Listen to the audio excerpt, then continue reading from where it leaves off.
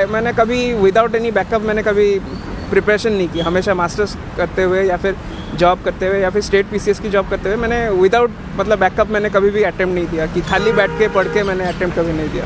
इससे पहले भी आप जॉब कर रहे थे? जी जी जी। स्टेट पीसीएस से? स्टेट पीसीएस से पहले मैं स्टेट पीएसयू में जॉब करता था असिस्टेंट डायरेक्टर की तरह। अच्छा, तो पहले से बैकअप आप रखे हुए हैं? जी, मैं बिना बैकअप के मैं कभी अटेम्प्ट अच्छा। नहीं किया। जो कर रहे हो वो ढंग से करो, मतलब जो और कोई कर रहा है उसको फॉलो करके अब किसी की नकल मत उतारो, वो उससे कभी भी सक्सेस नहीं आने वाला।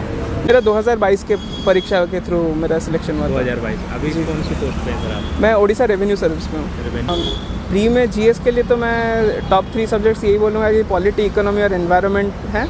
उसके साथ साथ साइंस एंड टेक को भी अगर इंक्लूड कर ले तो 70 से 75 क्वेश्चन इसी 4 सब्जेक्ट से फंस जाते हैं। दोस्तों नमस्कार, आप सभी का स्वागत है। जैसा कि आप सभी को पता है यूपीएससी का इंटरव्यू चल रहा है, लगातार हम कैंडिडेट्स से बात कर रहे हैं। यूपीएससी की जर्नी में कौन कौन सी ऐसी बातें होती हैं जिनको विशेष ध्यान देना होता है, तो जानने वाले इस वीडियो के माध्यम से तो अंत तक बने रहिएगा। सर बहुत बहुत स्वागत है आपका और बधाइयाँ। Thank you. अपने बारे में बताएंगे सर, नाम, अटेम्प्ट और मीडियम क्या है आपका? मेरा नाम देवव्रत प्रमाणिक है, मेरा 6th अटेम्प्ट है और इंग्लिश मीडियम से हूँ और उड़ीसा स्टेट से बिलोंग करता हूँ। अच्छा। ऑप्शनल क्या है सर आपका? मेरा ऑप्शनल सोशियोलॉजी है। सोशियोलॉजी है। कैसा रहा इंटरव्यू? अच्छा था, काफ़ी लंबा चला, अराउंड 35 to 40 मिनट्स के आसपास। अच्छा, 35-40 मिनट चला है इंटरव्यू? जी। अच्छा।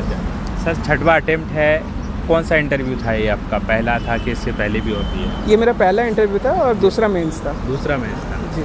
तो ये जर्नी काफ़ी लंबी रहती है, क्या रणनीति ये होती है? 6वां अटेम्प्ट है, ये मोटिवेशन कैसे रहता है?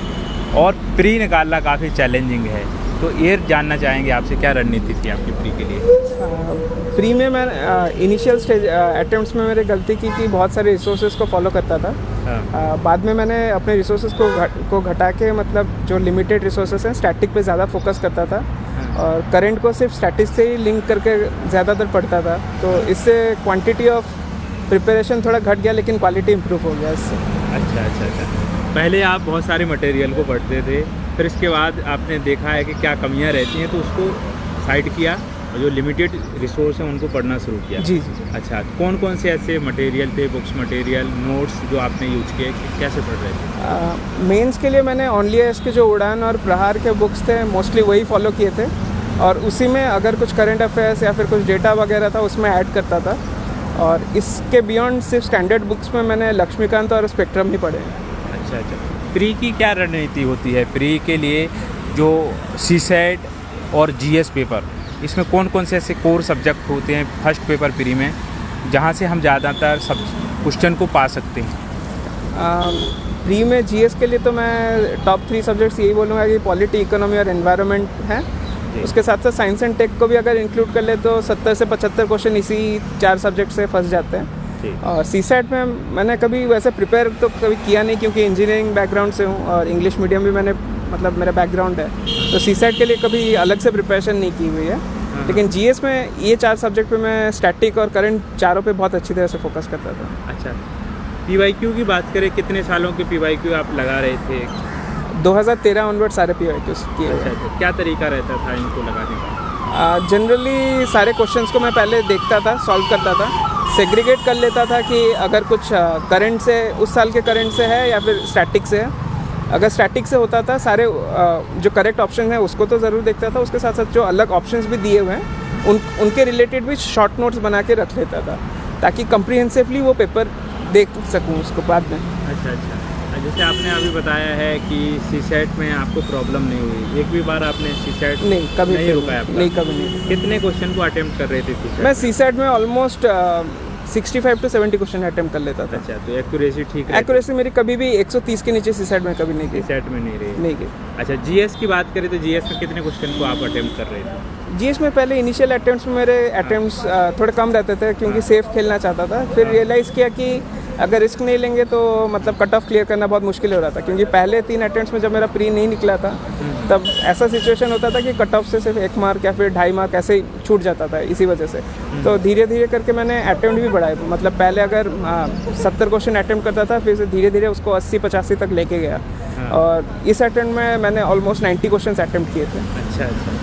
अच्छा, मेंस की आंसर राइटिंग करते समय कौन कौन सी बातों को ध्यान देना चाहिए और कब से आप तैयारी कर रहे थे मेंस के लिए? मेंस की तैयारी में, क्योंकि मैं स्टेट गवर्नमेंट की जॉब में ऑलरेडी, मेरे को दिक्कत होती थी मतलब मेंस प्रिपरेशन में, आंसर राइटिंग में। तो मोस्टली मैं ब्रेनस्टॉर्म करता था, कुछ भी अगर क्वेश्चन पढ़ूँ तो सोचता था इसमें क्या क्या लिख सकते हैं, क्या डेटा इनकॉर्पोरेट कर सकते हैं, बस यही चीज़ें सोचता था। और एक्चुअल में राइटिंग प्रैक्टिस मेरी बहुत कम थी, मतलब हार्डली मैंने 1 या 2 ही टेस्ट मतलब जीएस में लिखे होंगे और सोशियो में शायद 2 या 3, तो उससे ज़्यादा मैंने कुछ टेस्ट नहीं लिखे, लिखने का टाइम नहीं हुआ। अभी आप कह रहे हैं आप स्टेट सर्विस में हैं ऑलरेडी पहले से, तो उड़ीसा सिविल सर्विस में हैं आप, कब आपका सिलेक्शन हुआ था? मेरा 2022 के परीक्षा के थ्रू मेरा सिलेक्शन हुआ था। 2022। अभी कौन सी पोस्ट पे हैं सर आप? मैं ओडिशा रेवेन्यू सर्विस में हूँ। रेवेन्यू सर्विस में। ये सवाल रहा है आपके इंटरव्यू में भी कि जी, मतलब एक मेंबर ने पूरी तरह से एआई और रेवेन्यू एडमिनिस्ट्रेशन के बारे में ही पूछा है पूरी तरह से। अच्छा। जी, तो आप क्या कहना चाहेंगे, तैयारी के दौरान आपकी जॉब भी है, तैयारी कैसे, टाइम कैसे दे पा रहे थे? मुश्किल होती थी, मतलब रात की नींद थोड़ी कम करनी पड़ती थी, ऐसी सिचुएशन हो ही जाती थी। मतलब ऑफिस से निकलते शाम के 7-8 तो बज ही जाते थे, फिर डिनर करके पढ़ना चालू करता था, तो वही रात के 9:30-10 बजे चालू करता था, 2-3 बजे तक पढ़ता था, फिर वही रात को 3 बजे सो के फिर सुबह 7-8 बजे, तो बहुत मुश्किल होती थी प्रिपरेशन। कैसे तैयार किया सर आपने? ऑप्शनल मैंने इस साल चेंज किया था, पिछले 2 अटेम्प्ट में मेरा, पिछले 5वें अटेम्प्ट में मेरा पब्लिक एडमिनिस्ट्रेशन था। तो पब्लिक एडमिनिस्ट्रेशन में पिछले मेंस में मेरा इवन तो एफर्ट अच्छा था, मार्क्स नहीं आए, तो इस वजह से इस साल मैंने सोशियो ली, और सोशियो की मैंने प्रॉपर कोचिंग करके मैंने प्रिपरेशन की है। पहले आपका था पब्लिक एडमिनिस्ट्रेशन। अच्छा, तो इस बार बदला है आपने? जी। बदलने के बाद आपको लगा है कि इसमें सुधार हुआ है?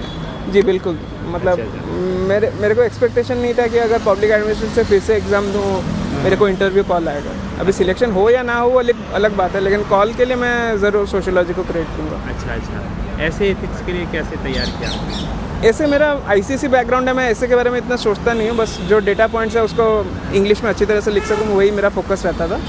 एथिक्स के लिए मैंने स्टैंडर्ड अपने डीके बालाजी के बुक है उससे नोट बनाए हुए थे, शॉर्ट नोट्स अपने, और कुछ टॉपर्स के भी नोट्स थे, उनको मैंने उसमें मिला के बस वही किया है मैंने, उससे ज़्यादा कुछ नहीं किया है। उससे ज़्यादा कुछ नहीं किया। अच्छा, टॉपर्स की कॉपी भी देखते थे आप, देखी है तो क्या कौन सी बातें ध्यान देना चाहिए? पहली चीज़ तो रहती है कि स्ट्रक्चर कैसे करते हैं, क्योंकि हर किसी का राइटिंग स्टाइल सेम नहीं होता। कोई पैराग्राफ में लिखता है, कोई पॉइंट वाइज लिखता है, तो मेरे लिए पेपर कंप्लीट करना भी एक थोड़ा इशू रहता था। तो मैंने देखा कि कौन से टॉपर्स ऐसे हैं जो शॉर्ट फॉर्म में ज़्यादा लिखते हैं पॉइंट्स वगैरह, तो ऐसे मैंने देखे कुछ टॉपर्स जो शॉर्ट में पॉइंट्स लिखते हैं, एग्जाम्पल लिख के आगे बढ़ जाते हैं और उनका अच्छा खासा रैंक भी है, तो वही चीज़ मैंने देख के इनकॉर्पोरेट की। बाकी इसके अलावा ज़्यादा कुछ टॉपर्स के कॉपीज से मैंने नहीं देखी। ऐसे में बहुत हेल्प हुआ कि मतलब अप्रोच ऐसे का कुछ टॉपर्स जैसे विक्रम ग्रेवाल वगैरह उनका बहुत अच्छा था, और वो मैंने ज़्यादा इनकॉर्पोरेट करने की कोशिश की। करंट अफेयर्स को कैसे तैयार कर रहे थे? करंट में विजन के सिर्फ मटेरियल को ही रेफर करता था, पीटी और मेंस 365, उसके अलावा मैं ज़्यादा कुछ नहीं देखता था। न्यूज़पेपर वो ऑफिस में बैठे बैठे देखते हैं, मतलब ऐसे मतलब एग्जाम फोकस करते हुए कभी पढ़ा नहीं, मतलब अच्छा। जो याद रह जाता है बस। केवल मैगजीन को आपने क्या है 365? पीटी 365, मेंस 365, उसके अलावा और कुछ नहीं किया। अब सर बात आ जाती है आपकी नोट्स बनाने की, तो नोट्स आपने बनाए थे कि नहीं बनाए थे? पहले कुछ अटेम्प्ट्स के टाइम पे जब फ्री रहा करता था, जब मास्टर्स कर रहा था, तब मैंने बनाए हुए थे। फिर मैंने रियलाइज़ किया कि बनाने में बहुत टाइम जाता है, तो वही प्रहार और जो उड़ान के नोट्स है उसी को, वो काफ़ी कॉन्साइज है, तो वही मैंने रेफ़र करता था। तो उससे ज़्यादा टाइम बच जाता था मेरा। अच्छा। कभी किसी, जैसे आप 6वां अटेम्प्ट है आपका, तो एक डिमोटिवेशन भी आता होगा, आप तो पहले से सिलेक्टेड हैं, फिर भी ऐसा लगता होगा यार 6वां अटेम्प्ट है, अब छोड़ते हैं, ये चीज़ें आपके बीच में भी आई होंगी, तो कैसे अपने आप को फेस कर रहे थे इस चीज़? बिल्कुल आती है, मतलब 3rd अटेम्प्ट के बाद मतलब डिमोटिवेट हो गया था कि मतलब मेरे दोस्त, मेरे जूनियर, ये लोग सब सिलेक्शन हो रहा है उनका यूपीएससी में, मेरा नहीं हो रहा है। तो वैसा आता है बीच में फिर, लेकिन खुद को भी मतलब कंसोलिडेट करना पड़ता है अपने आप को कि नहीं, सबका जर्नी सेम नहीं होता है। उस हिसाब से मैंने कभी विदाउट एनी बैकअप मैंने कभी प्रिपरेशन नहीं की। हमेशा मास्टर्स करते हुए या फिर जॉब करते हुए या फिर स्टेट पीसीएस की जॉब करते हुए मैंने विदाउट मतलब बैकअप मैंने कभी भी अटेम्प्ट नहीं दिया कि खाली बैठ के पढ़ के मैंने अटेम्प्ट कभी नहीं दिया। इससे पहले भी आप जॉब कर रहे थे? जी जी जी। स्टेट पीसीएस से? स्टेट पीसीएस से पहले मैं स्टेट पीएसयू में जॉब करता था असिस्टेंट डायरेक्टर की तरह। अच्छा अच्छा, तो पहले से बैकअप आप रखे हुए हैं? जी, मैं बिना बैकअप के मैं कभी अटेम्प्ट अच्छा, बहुत सारे छात्रों के लिए क्या कहना चाहेंगे? वैकेंसी 1000 के आसपास रहती हैं, लाखों की संख्या में छात्र अपीयर करते हैं, रेशियो रहता है सिलेक्शन का बहुत ही कम, जैसे आप तो पहले से ही बैकअप बना के चल रहे हैं, तो क्या कहना चाहेंगे आज के दौर में? देखिए, यूपीएससी अभी ऐसा नहीं है कि आपको टैलेंट के लिए अवार्ड करता है। ये चांस का बहुत ही ज़्यादा फैक्टर है। कभी भी मतलब कोई अगर बोले कि 2-3 अटेम्प्ट के बाद ही अपना बैकअप ढूंढना चालू करे, ऐसा मेरे लिए तो ठीक नहीं है। पहले अपना बैकअप चुनो, यूपीएससी को पैशन की तरह फॉलो करो, यूपीएससी को एज एन ऑप्शन की तरह फॉलो करो, but not as the only thing. मैं बस यही बोलना चाहूँगा। मैसेज देना चाहें जब सभी एस्पिरेंट के लिए, तो क्या कहना चाहें? जो कर रहे हो वो ढंग से करो, मतलब जो और कोई कर रहा है उसको फॉलो करके किसी की नकल मत उतारो, वो उससे कभी भी सक्सेस नहीं आने वाला। जो अपना रास्ता है वो खुद बनाओ, अच्छी तरह से प्रिपेयर करो, जो सोर्सेस हर कोई फॉलो करता है वो फॉलो करो। इस एग्ज़ाम में ऐसा कुछ नहीं होता कि 100 में से 100 बन जाए, सिर्फ 60-70 भी बनने से बात बन जाता है। तो मतलब ऐसा कुछ भी मत करो कि कुछ नया करने की कोशिश करो, जो सब हर कोई कर रहा है वही करो, काम बन जाएगा। ठीक सर, ऑल द बेस्ट। तो दोस्तों, ये थी वो सारी की सारी जानकारी जो आपके कमेंट रहते हैं। जो भी आपके डाउट रह जाते हैं कमेंट करिए, अगले वीडियो में हम पूरे करने की कोशिश करेंगे। नमस्कार।